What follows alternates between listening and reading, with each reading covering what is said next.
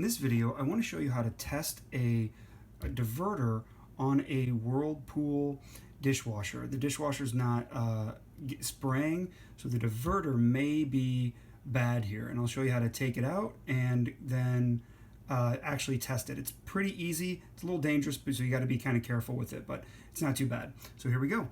So you're just going to come here. You're going to take this screw out here, and there's a screw back here. You also want to come in and unclip this right here. This is hard, I'm right-handed. Right here and right here. And then we're going to remove these two screws. So this is pretty easy to test. So there are two contact points right here. So what you're going to do is you're going to grab your pinch your fingers and unseat this a little bit. And then right here, there are two tabs. And take this off, and it just kind of snaps off, and it's pretty simple. Now, this is the slightly, you got to be comfortable with this. There's some better ways to do it, but I'm just going to show you here. These are the two contacts to see if the shaft will move. Okay, this will tell you if the motor here is burnt out. Now, there's a series of gears in here that you can pop off really easy. It's just, you just go all the way around, pop them off, and you'll see what's going on inside if you want to. But if we just want to see if the diverter will spin, it's pretty simple. All you got to do is bring 120 volts to this part right here. Now, and I'm just going to see if this spins.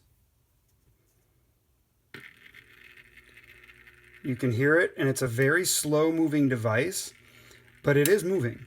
Okay, and you can hear it, it clip. That's activating a spring-loaded switch that is built inside. So, we know this is good. So the problem is not with the diverter. So if you were going to spend $85 on this, you know, it just wouldn't be worth it, to be honest with you, because this one's working right now. So all we're going to do is reinstall it. Pretty straightforward. So if you do need to replace it, you would just order a new one. The model number is located right here. Order another one. I'll try to put a link into the bottom. The problem with this dishwasher is not the diverter. All right, going to try to do this one-handed. Get the wires out of the way here. Make sure we're lining up with the holes. Thing lines up here. You'll hear the clip underneath here engage. So all we're going to do now is go ahead and put the screws in. Now, one of the things I do is try to take a picture of it, so I make sure everything gets lined up beforehand. As I'm taking it out, push these in until the clip holds. Push the blue in. All right, well, this is lined up again and ready to go, so we know it's not the diverter pump. If you had to switch it out, you would follow just the install, remove, and everything, so at this point, that's not the issue.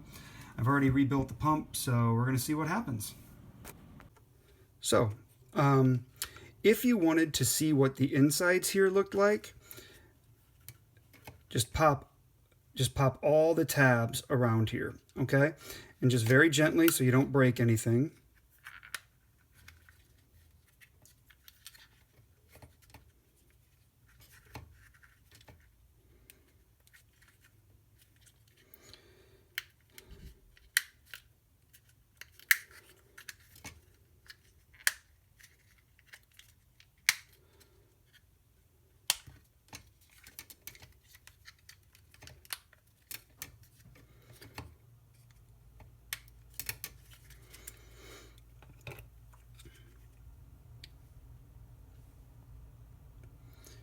Here's what the inside looks like, okay?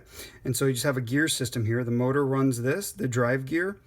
It'll spin this, and this will go around. And there's a little limit switch here that goes around and activates activates that switch as it spins. It's a pretty cool system, very easy to get to. So if one of these gears had popped out or something, you might be able to find these at like a place like McMaster-Carr if you get the right size.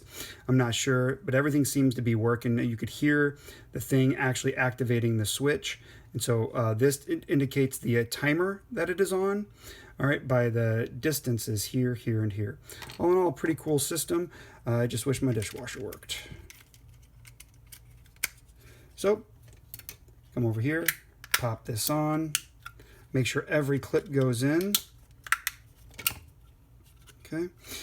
Now we're going to insert this. You should put a little grease on here. I don't have any, and since the dishwasher's not working, I'm not too worried about it. But if you ordered a new one, they'll come with a little grease on this. So let's go ahead and put it back in.